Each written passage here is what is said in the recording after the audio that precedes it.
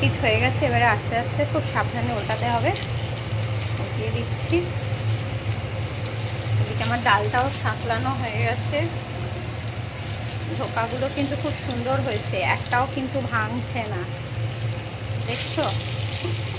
একটাও ভাঙছে না।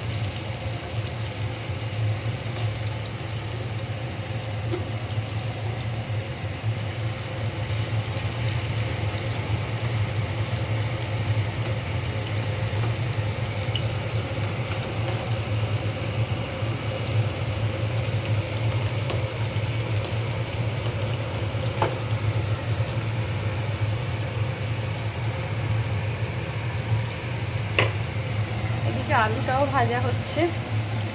আলুটা ভাজা হয়ে গেলে আমি এদিকে মশলাটা কষিয়ে নেব। মশলাটা তো আমার পেস্ট করাই আছে। ব্যাপারটা শুধু ডালটা হয়ে গেছে। সমস্ত সবজি দিয়ে ডাল, এর সাথে গন্ধলেবু মেখে খেতে দারুণ লাগে।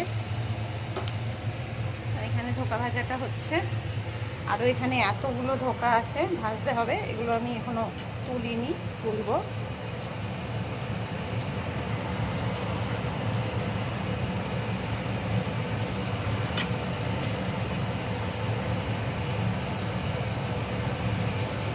এতগুলো ধোকা এখনো ভাজা হবে বাকি।